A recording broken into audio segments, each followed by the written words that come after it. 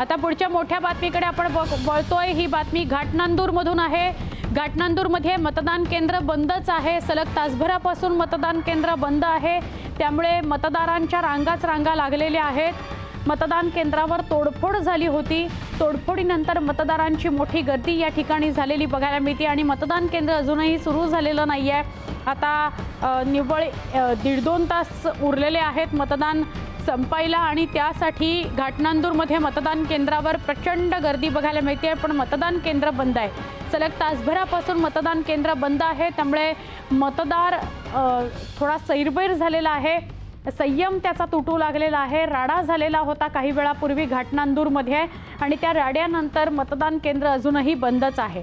घाटनांदूरमधली बातमी आपण बघतोय। घाटनांदूरमध्ये मतदान केंद्रावर तोडफोड झालेली होती आणि त्यानंतर साधारणपणे 1-1.25 तास झाला ते मतदान केंद्र बंदच आहे। आपण थेट जाऊया आमचे प्रतिनिधी राहुल झोरी यांच्याकडे। राहुल, घाटनांदूरला जो राडा झाला, तोडफोड झाली, त्यानंतर अजूनही मतदान केंद्र बंदच आहे का?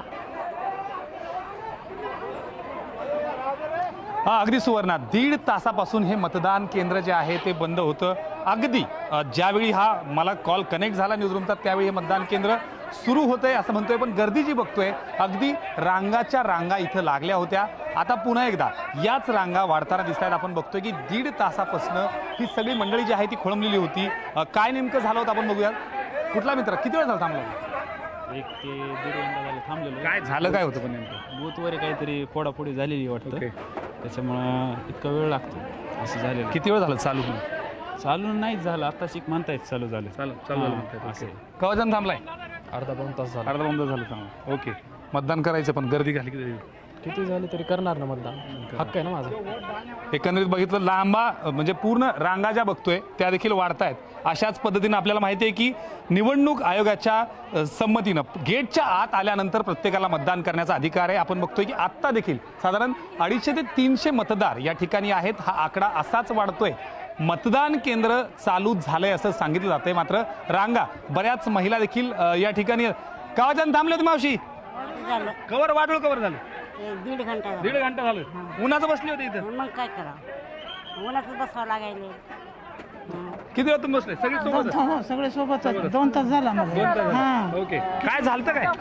काय ते आम्हाला माहित नाही, आता आलो ते माहित नाही मला। ठीक आहे, एकंदरीत यायला गर्दी दिसते ते अजूनही आहे।